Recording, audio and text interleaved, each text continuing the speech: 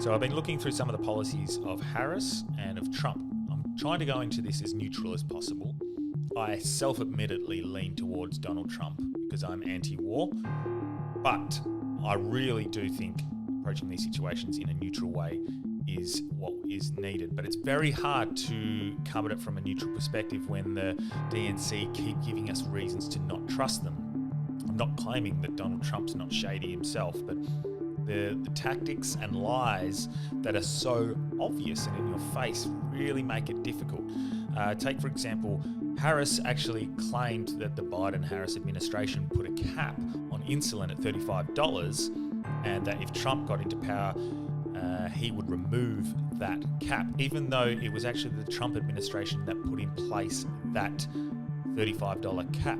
Participating plans will cap cost at just $35 a month per type of insulin.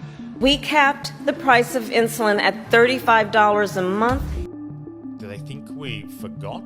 Or do they think we don't have tape? Like we have tape of him announcing that as president. So it's a clear lie where they just lie to your face and get you to accept it as truth. The mainstream media is obviously aligned with the left. It's not hard to see that.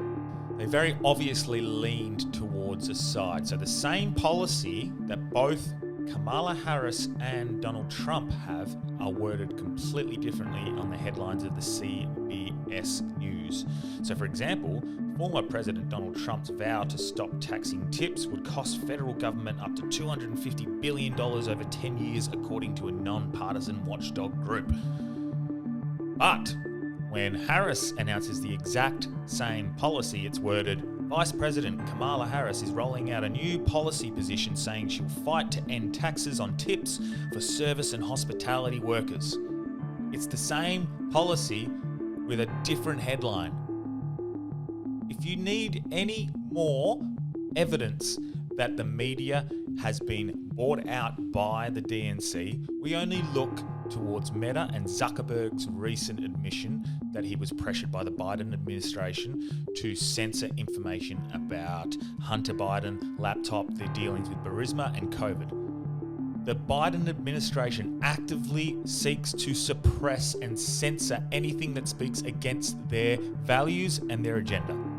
It's as simple as that. So the reason I am 100% certain that the world needs the Trump administration, with the addition of Robert Kennedy Jr. and Tulsi Gabbard in the transition process, and hopeful that they're going to have positions of power within that system, it has to be a Trump win. And this is from an onlooker, a non-voter. I know if America sneezes, the world catches a cold. And if the Harris administration wins this election, it's not because people are dumb, it's because they've been lied to and haven't seen the information.